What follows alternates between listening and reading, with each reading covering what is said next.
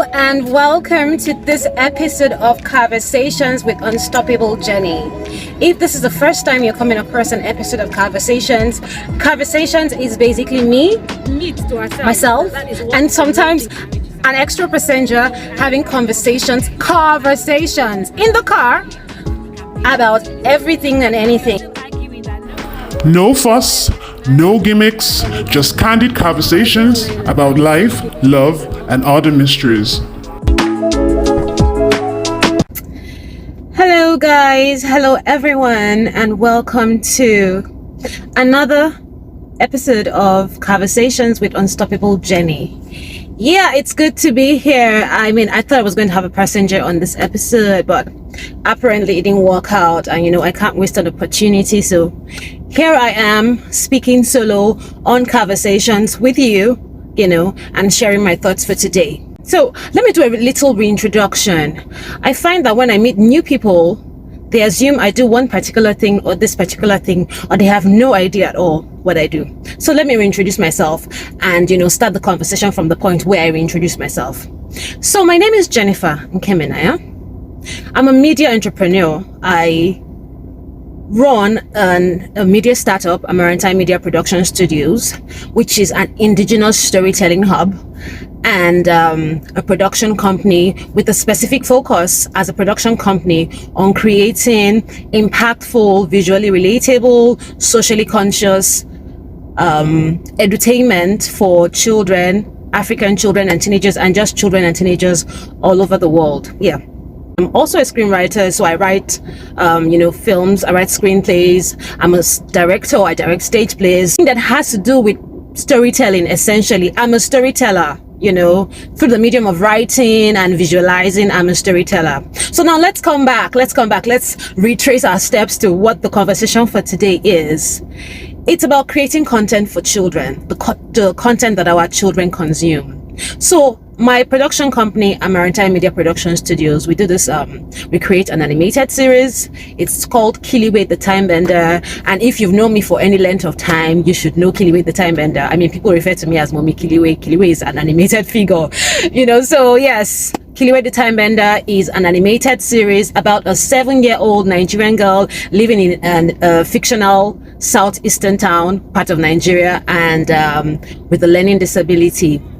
So for those of you who may not have caught on to the disability part, it's in the little places where we always show her trying to learn something. And hopefully as another episode drops soon, very, very soon, cross your fingers crossed, very, very soon, we have episode 3 on the way. You will see more about that advocacy for learning kids with learning disabilities. But I want to talk about content for children as a whole.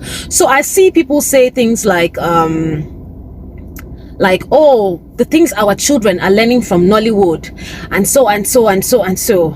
And then I have to, have a conversation. Whenever I see parents or adults say stuff like that, I have to, pull them a little bit back, because I'm wondering why your children are watching Nollywood content. By Nollywood content, I mean movies on AFMAG and, Iroko and all of that. Those movies are usually not PG rated. They are usually way above your little kids' age grade.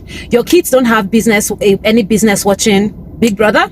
They don't have business watching movies rated PG-18 or rated 18 and above, and so on and so forth. But for Nigeria, and I don't even mean about parents in my generation, I mean about way back when. I mean, I was a child when I watched Living in Bondage. In retrospect, we had no business watching Living in Bondage. At that age, Rattlesnake, Neck at the Pretty Serpent. We were young, we were kids. Ordinarily, that's not content that children should have been exposed to anyways.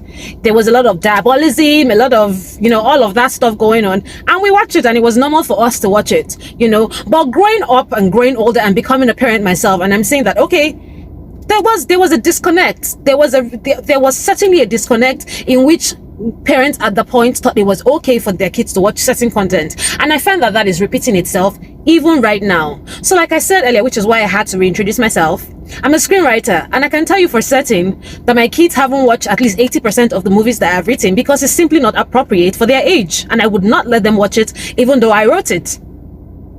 So we cannot appropriate adult content to kids and then start wondering why the kids are not learning. What are they supposed to be learning from adult content? Adult content is created for adults. Children's content should be created for children. That's where they're supposed to, that's where the morals and the upbringing and all those things you people are trying to find in adult content comes from. So when parents express shock at the things they see on, you know, adult movies, on Nigerian adult movies, oh, it's not our culture, it's not this, it's what is it teaching our children? My darling, why are your children watching it? Why are your children processing adult content? It's for adults.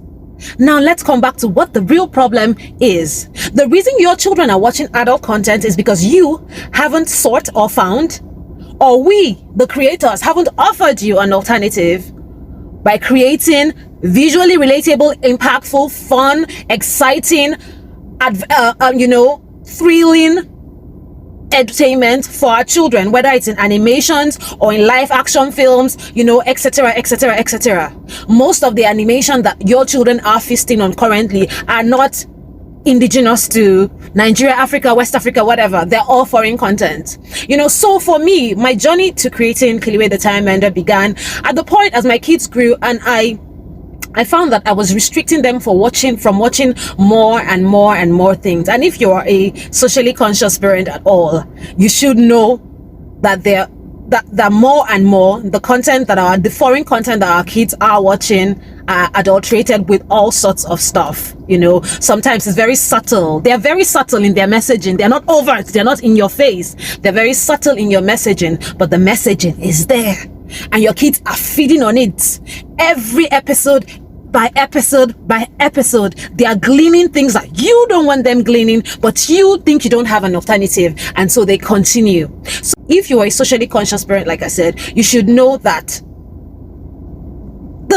the media space is intent on particular sorts of messaging, and they're starting very young. They're not waiting for them to start watching adult films. No, they've come down to their level. What are we Nigerian parents doing? Let's even leave Nigerian parents. What are we Christian parents doing other than complaining? Oh, complaining and complaining and complaining. All we do is complain and pray. Okay, we pray. Yes, we pray and then we complain. Pray and complain. But when you find an alternative to all of this, shouldn't you grab it with both hands? That's my question.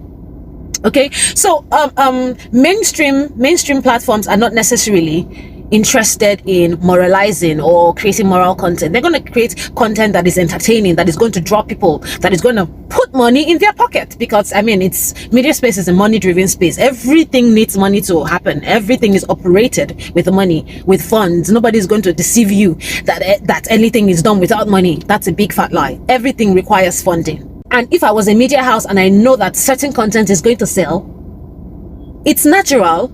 It's a natural business. I mean, it's natural to be, if you're a business-minded person, to invest in the content that you think is going to sell to the audience that is going to sell to.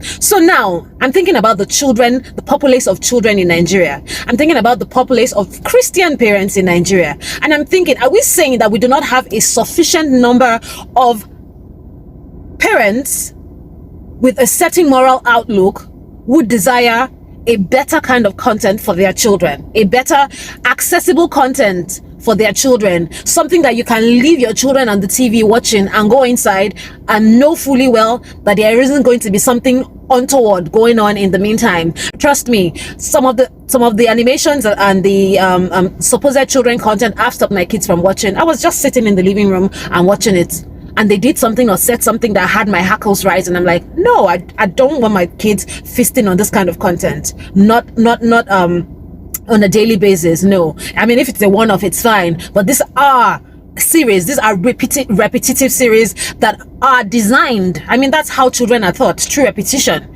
so that are designed to ingrain a particular kind of thinking, ideology and lifestyle in our kids.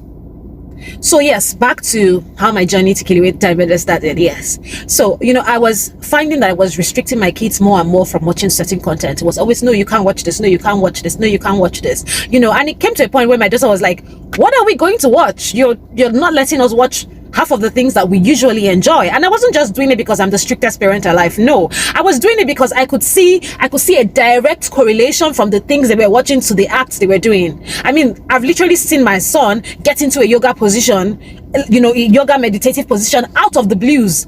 And it was from an animation. He learned it, even the most harmless ones. So I've seen all these things. So I know that there is a straight line from what children imbibe via media to their behavior, to their ideologies, to their pattern of thinking and behavior. I don't even need a psychologist to tell me that. So for me, at the time when it started to become an issue for me, so I asked myself, okay, Jennie, you're a screenwriter, you're a storyteller, you've been doing this for years, donkey years. You literally started writing when you were 8. So what are you going to do about this problem that you have noticed? Okay. And so I started. It wasn't easy. It wasn't fast. It's still a work in progress, but I put pen to paper or, fingers to laptop, and started, and the roots of an idea started to grow and grow and bloom and bloom. And I had to do an extra training. I always tell people that do not think that talent is enough. Oh yes, it's talent. Every talent needs to be honed. When I wanted to start writing for children, I actually had to, take a class to learn how to write visually for children. So, during that period and that process, when the story idea was coming together, I knew that I was, what I wouldn't say I was called, but that all this gifting, this amazing talent that I have, had some other purpose other than just creating entertainment, fantastic entertainment, if I might add. Yeah. So yes, and that was how Kiliwe the Time Bender was bettered. Okay. First of all, we are working on our 3rd episode right now. The first episode was sort of an introductory episode. The second episode, went further into detailing, and we are, expanding more. We're bringing in more characters because animation is expensive. It is time consuming and it is expensive. The first 2 episodes we stayed in very limited spaces with very limited characters, because every time you're adding a new character on, you're bringing a new voiceover artist, you're bringing a new environment, your budget is expanding. And I'm doing this bootstrapping with the support of family and friends, no external investment. So it has been a slow, tedious process. But my appeal today is, if you are at all interested in the media space, in creating content for children, impactful, visually relatable, trustworthy content. I remember when we first started working on Kiliwe the Time Bender, and my daughter asked me, is she going to look like me? And I said, that's the idea. We want to create characters and spaces that look like us, think like us, feel like us, while, still adding the dash of adventure and fantasy and all of that. What I'm saying to you in this particular episode of CAR-VERSATION is, if you're a parent, if you're a guardian, if you teach little kids, you love little kids, you love children, you have teenagers, you're interested in doing more than just talking and complaining and being appalled at what the big old world has planned for your children. If you're interested in doing more than that, you need to hit me up. We have a monthly comic strip for children. We had January edition, February edition, March edition, April edition, fantastic comic strips that are full of impactful stuff, full of learning and faith-based for the most part. You need to check us out, check us up, check out our YouTube page, watch our videos. If you need me to send in the comic strips, please let me know. And then there's a link for donation if you want to donate for us to make hard copies of the comic strip so that your children can have their own copies in their hands to read and reread. Please let me know. And on that note, I have come to this very self-introspective introductory part of our episode of CAR-VERSATIONS. Thank you so much for listening. And you know what, as always, I'm interested in sharing your thoughts. So I know that some of you don't share your thoughts on the video. You come to my DM, you tell me, oh, this is this and that is that. But I would really appreciate if you could actually just share your thoughts in the comment section under this video now as you're watching it. Thank you so much. Comment, like, share, subscribe, and catch me next time on CAR-VERSATIONS with Unstoppable Jennie.